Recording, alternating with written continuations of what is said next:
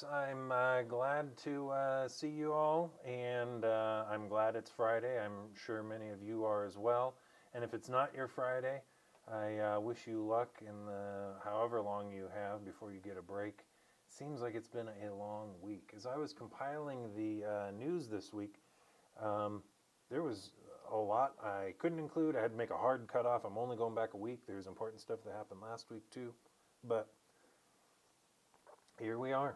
We're also in my office. You can see we may do some of these from my office or the studio down the hall, depending on how this works. So if you have thoughts on how the lighting, the camera, the sound is in here, leave them in the comments, because I want to, if we do use this space, want to make sure that it works for everybody. And let's just jump right into it. I mean, there is so much news, and I want to be respectful of your time.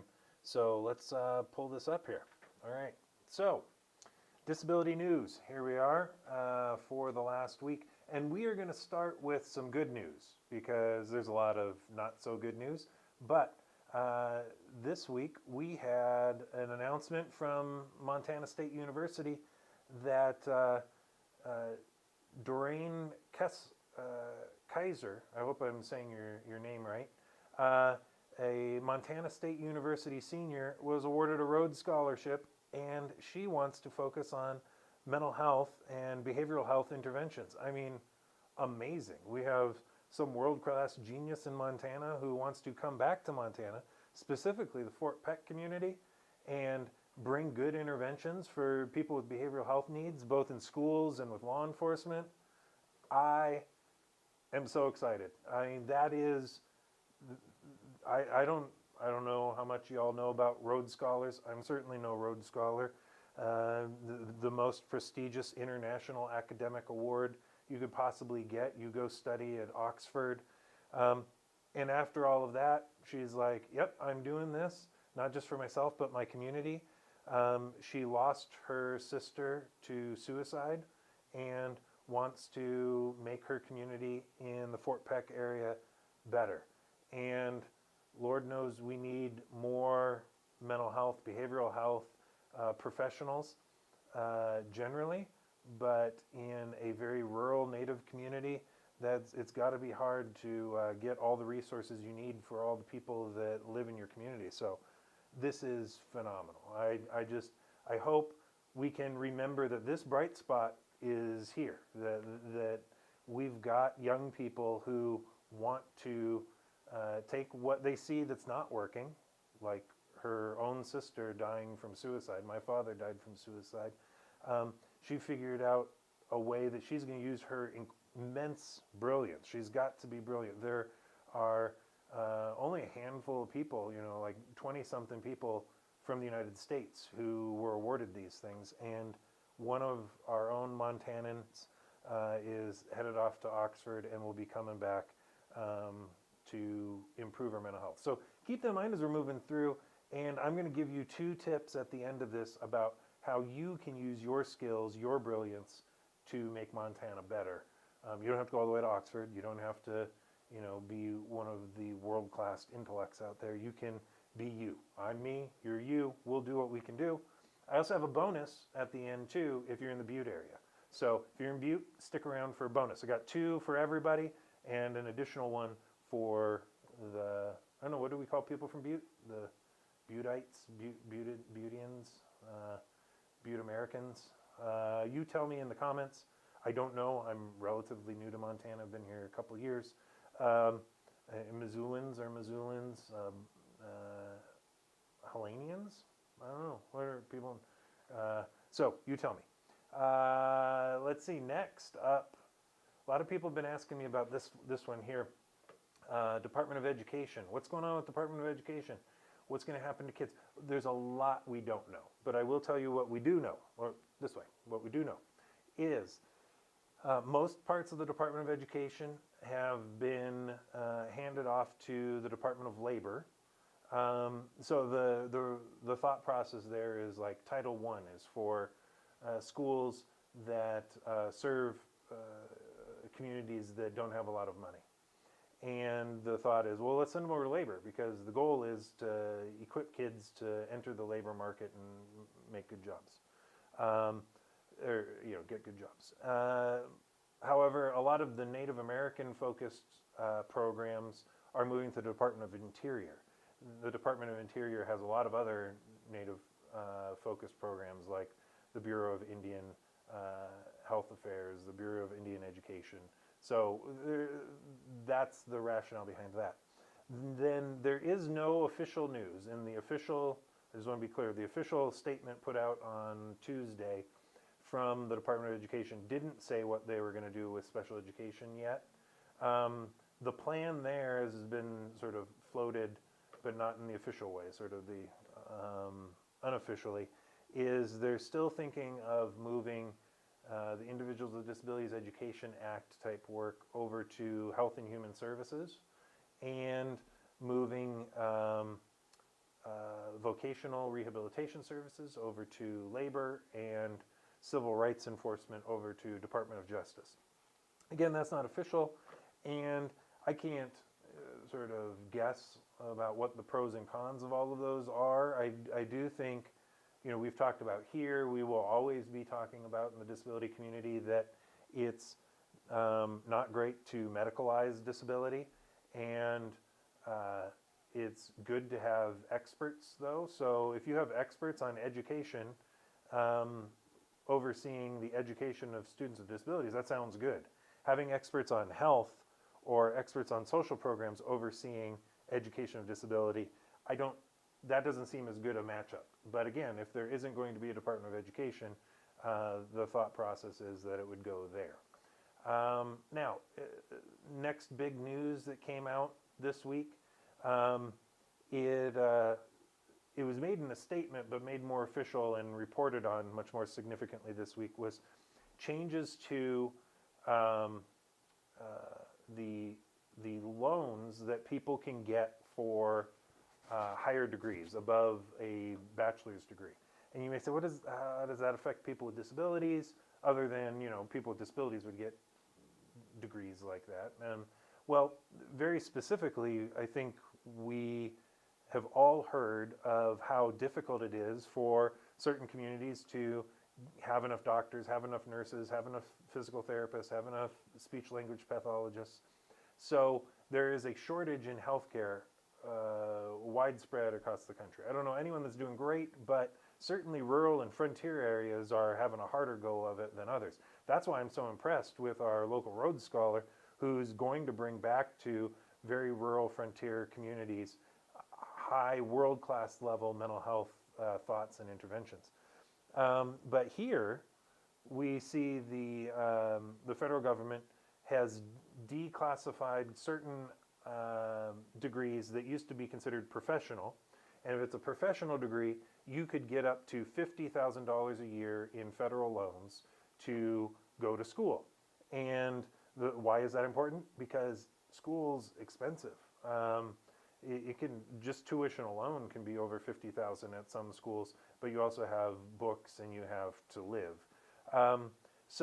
And then if you're getting a graduate degree that is not professional, according to the federal government's loan standards, then you can only borrow $20,000 a year. So your max is going to be $80,000 versus $200,000.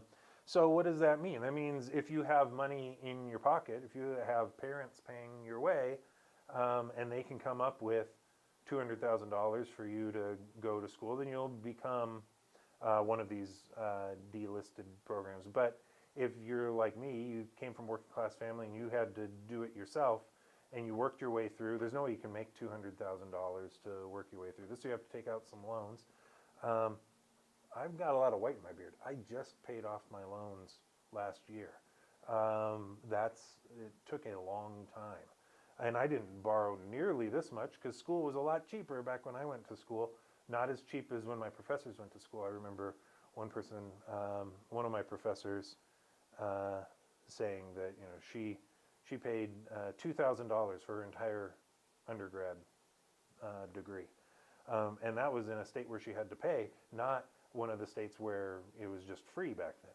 Nowadays, it's very, very expensive to get a master's or doctorate level degree to do some things like being an advanced registered nurse practitioner, being a nurse that can prescribe medications, that can see you regularly, not just as a nurse, but more like a physician's assistant. So some of the degrees that impact access to healthcare and therefore impact people with disabilities and people with disabilities who use these services: nursing, so advanced degrees in nursing, no longer considered professional. Advanced degrees in physician's assistants, physical therapists, audiologists, advanced degrees in education, and social workers. This means that all of these people will now not have the ability to take out federal loans to pay for their education and then pay back those federal loans over a period of time.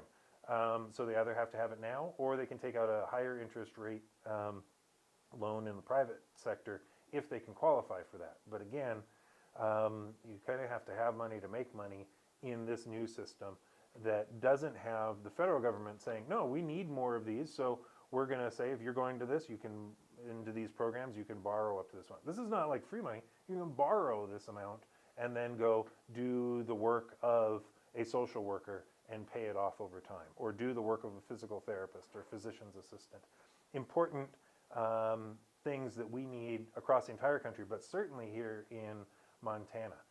When I am in system reform conversations about we could build this system that would meet this need, the immediate first question is, how are we going to get people to do the jobs? Because there are not enough people with the right degrees living in the right towns. One of the news articles I had to cut because it came from last week was about where to site a new forensic mental health facility in eastern Montana. The only one we currently have is down in Warm Springs, and that can be a day's drive from the east side of the state. So how can we get some forensic, and that means you're coming in through the jailhouse door, not through the local community hospital door, to get into mental health services. Often the fact pattern, who you are, is and which door you come from are all the same. The only difference is who picked you up and what bed was available at the time. If there was no bed at the hospital, then we'll bring you in jail for a low-level crime. Or if there is availability in the bed, we'll look over that, whatever the, throwing the lamp and scaring people, and that can be an assault, to let's just take you to the inpatient mental health center and get you some treatment. That distinction is at times arbitrary, not always, but at times, and determinative of where there are beds. This was to move some beds out east, so it's not just all the way over in Warm Springs. And originally they were looking at Billings, and I think for a large reason, Billings has the most people. Billings is our largest city. So if you're going to, one thing we know about Warm Springs is, if you've ever been to Warm Springs, there's not a whole lot of anything around it. And since there's not a whole lot of anything, there's not a whole lot of housing around it. So people come from Anaconda, which is a little ways away. People come from Deer Lodge, which is just a little ways away. But people also come from Butte. And we have to hire people all the way from Alabama and Texas and Minnesota. I've talked to, sometimes they're called travelers or locums tenens, people whose job it is to travel the country and sort of like a hired gun of the Old West, like they'll do a job for whoever has the most money for them. And that's what our Wild West mental health services are like. So let's move some new services to settings that actually have professionals who are living there and want to work there, and have community services that people can be engaged in and transition to, so that if you are working your way out of the hospital, you can prove that it makes sense because you've tried going down a local town pump and back and that worked out fine, so let's give you a little bit longer and a little bit longer. Anyways, this makes it far harder to staff up and have enough people, because only 2 towns, and Billings was not one of them, Hardin was. Like, I don't know if you've been to Hardin, it's very small, and you've got the jail jobs there. Um, but, there, this would bring a lot of jobs, but do the people who currently live there have access to the education and the loans they would need to get the education to have some of the better paying jobs at the place? Or are we going to have to bring in people from the outside, or bring in locums, or this only makes the problem harder, because, like I said, every time I try to come up with a solution, the very first very reasonable, I don't know if that's going to work, comes from I, the people who run these companies and are looking to hire people and can't hire enough people. Which brings me to the next story. We have the Bozeman Clinic, or we have the Cedar Creek Integrated Health Recovery closing their Bozeman Clinic. So they closed it for 3 reasons they gave: inadequate funding, their own corporate issues, and high cost of living. Well, you don't have to live in Bozeman to know that Bozeman has a high cost of living. We all know that. It's one of the highest, most expensive places to live, period. Ranks up there with Seattle, San Francisco. I mean, outrageous, right? Because it's not like we have a lack of land. We have, it's just hard to live. So therefore, it's hard to hire people who can work in this area. So what services are we going to lose? We're going to lose psychiatric medication management and evaluation, substance abuse disorder treatment, behavioral health peer support, and programs for DUI and other drug-related charges. Are there other services in Bozeman? Yes. But they're going to have to absorb an entire clinic closing, and we're going to have to transition folks from their old services to new services. And this isn't the first time that Cedar Creek has had to decide to close a Montana clinic. They've already closed Butte and Libby, and at the end of this month, Bozeman's going to join them. Butte and Bozeman are not out in the middle of nowhere where it's hard to find someone who wants to live in those communities. Lots of folks live in those communities. It's just hard to be able to pay them enough and get reimbursed properly in order to make it work financially. So Libby, I don't know what was behind Libby, but Libby is kind of out there. There isn't a whole lot next to it, so it may have different but related issues. Again, I don't run the place, and I've talked about my own financial woes over here that have to deal with changes in how the government works. But I wanted to share, in some of the reporting, shared the Gallatin County Commissioners issued a statement, and I just wanted to read a brief portion of this. The state of Montana needs to step up and learn from these repeated failures. Service providers in both addiction recovery and mental health sectors are bleeding financially because the state funding is not adequate. Local governments do not have the financial ability, let alone taxation authority, to hold the bag for these continued failings of state legislature and DPHHS.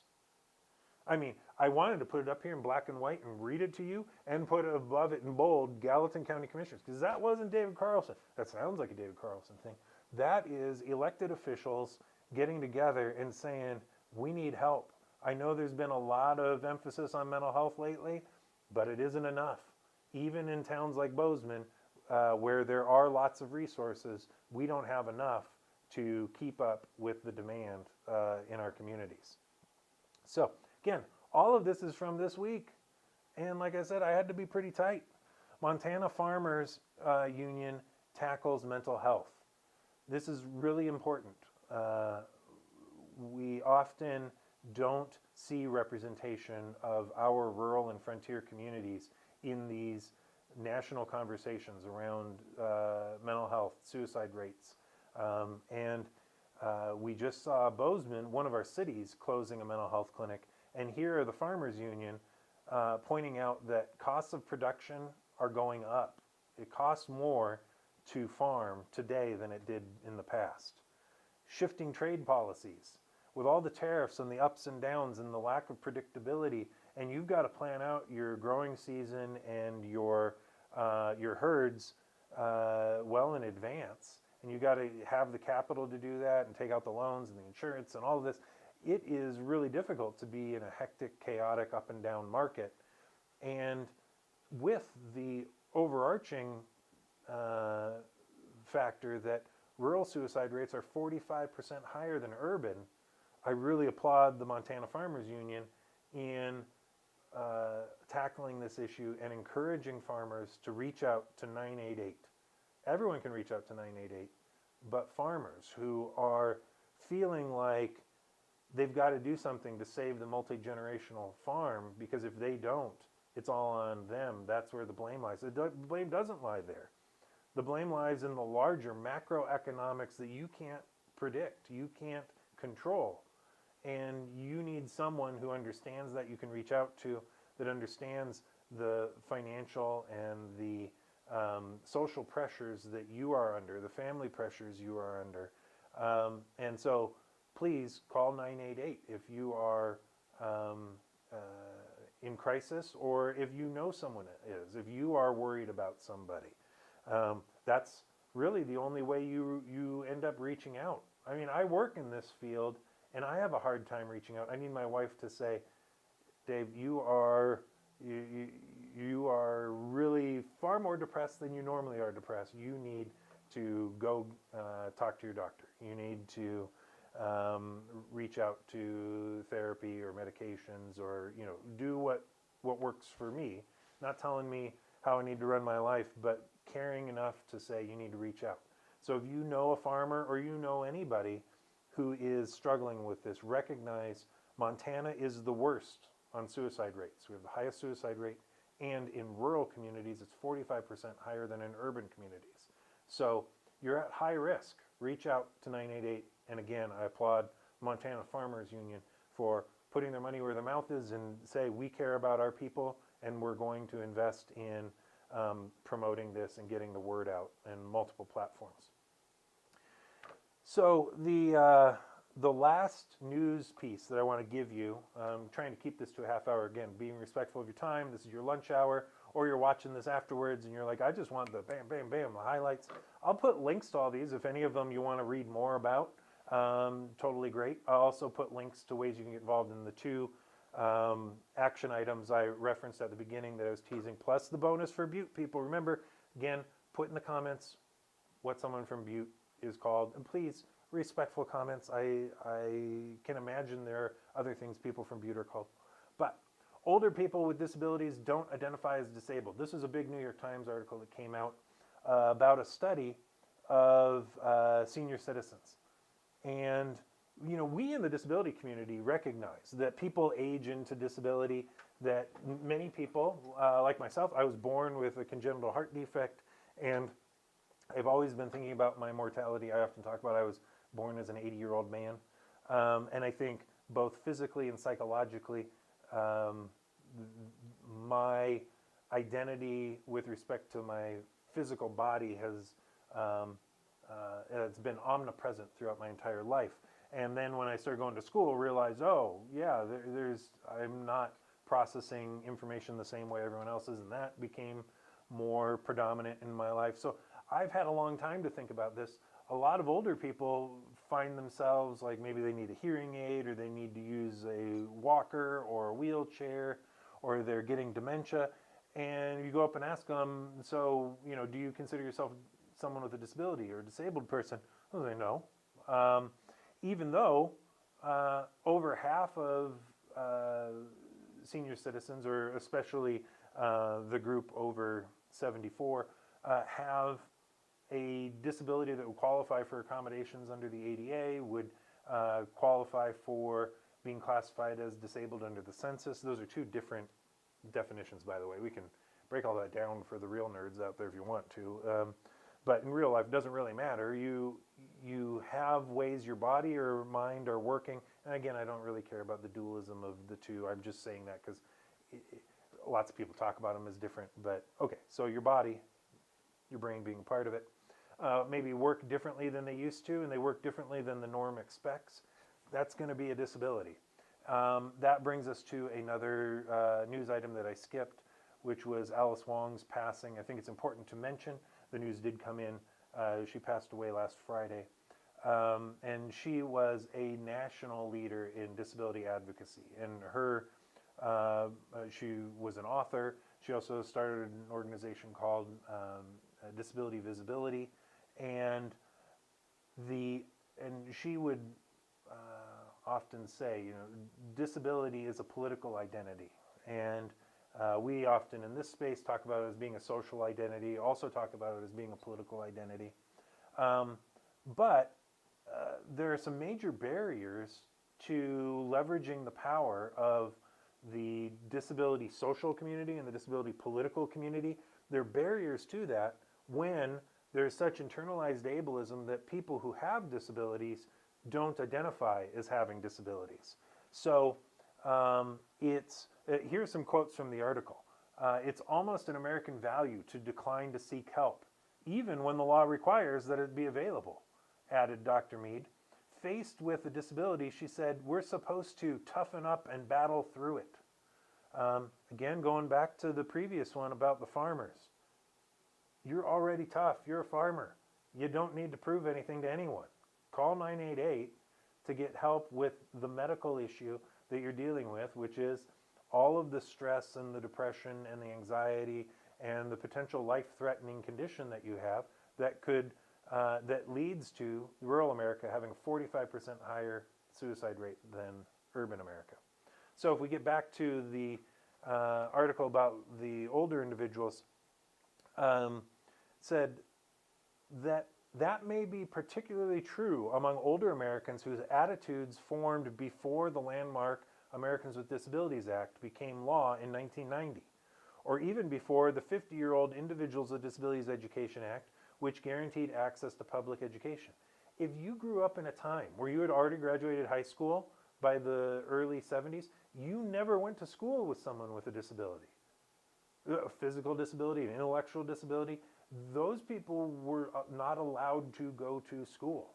So you have ingrained in you from the very early ages, disability is bad. You don't want to be disabled. You want to be other than disabled. And the doctor went on to say, it's going to be hard for the older generation. Disability was something that was locked away. Younger folks are more open to seeing disability as being part of a community. And that is absolutely true. And I'm not talking about myself as a younger folk. I'm close to that older group. I'm talking about the generation I see coming up appreciates difference, knows that it's a strength, because if everybody and everything works exactly the same way, we can only accomplish one thing. The one thing that all those people are good at and able to do. But if we have a broad base of people who are good at lots of things and bring lots of lived experience to the table, we then can pool our resources and be good at lots of things and accomplish lots of things. And that's what brings me to the final two things you can focus on and the one bonus for Butte. But before I jump into that, I want to take a look. I haven't been watching the comments because, again, I'm reading the slides and keeping up with what's going on. So I'm not seeing any questions or comments, so I'm going to jump right over to the two things you can do right away to get involved. One is you can do right now, you can do over the weekend. The other one you can do Monday. So start right now putting your thoughts together and do it on Monday. These are two immediately actionable things. If you're like, wow, there's so much stuff going on, right, you can be a part of it. You can drive it in the right direction. So if you're concerned about this or that and you're like, well, how did we get to this point where we don't have enough mental health services? How do we get to this? Get involved now. The two issues are, one, the collective disruption. You've heard me, or you've read me talk about this in the past. I've written in the newsletter. If you haven't signed up for the newsletter yet, but you watch these sometimes, sign up for the newsletter. You'll get alerts about when these come out, but you'll also get other original content that talks about what's going on in the disability community and how you can get involved. The collective disruption is a group that is in the process of forming. We've had several planning meetings. We've put out a survey, and I encourage you to go down into the comments and fill out that survey and say, I would like to be a part of the collective disruption. What is the collective disruption? We're trying to disrupt that old way of thinking that leads to the New York Times writing a story about how prevalent it is for people with disabilities who are older to deny they have disabilities. We're trying to disrupt the type of thinking that says disability is bad, or it is a flaw, or it is a weakness, when it is in fact a strength. It is what tells you how the world needs to improve. And we're going to give you opportunities to improve the world. So join the community. We'll have trainings on how to get involved in political action and how to get involved in social gatherings and building community within the disability community and the broader community. Because one of the themes of this podcast is let's make Montana culture disability culture. And this is a group that is working towards getting there. It's not just Disability Rights Montana, it's Ability, it's Summit, it's the National Federation for the Blind. We've got people who are all over the state. It's even up in North Central Independent Living Services that covers all the way over to Fort Peck, where our illustrious Rhodes Scholar is from. We want to connect with all of Montana and build disability culture across Montana and disability political power across Montana. That's what the Collective Disruption is working on doing. Then, so sign up for that now. Just drop down in the comments, sign up, and we will start holding some events to bring us together and start strategizing, building what the community needs. The other thing that you can sign up to do right now, and you can start preparing for over the weekend, collecting your thoughts, is there is a transportation subcommittee at the state legislature. And this could be your first time jumping into doing legislative policy work. That's great. If you've never done it before, it is actually very easy. It's as easy as putting your thoughts down on paper and writing a couple things down and mailing it in. You could do that. That is one of the 4 ways you can be involved. You can put it in writing. You can also come in person. That may seem like, oh, I don't know if I can do that. You totally can. And if you are interested in doing that, reach out to Disability Rights Montana, and we'll have people there. There will be other disability groups that will be there. We can put you in contact with someone who can walk you through, this is what to expect. It's very simple. You just walk up to the podium, give your 2-minute what you think about public transportation in your community and how the state legislature should be supporting it, not supporting it, doing things differently, doing things the same, whatever you think. I don't really have a dog in the fight of what you say when you get up there. I want you to be voicing your opinion. So, what do you want to see with transportation in Montana? Tell the legislative work group that's working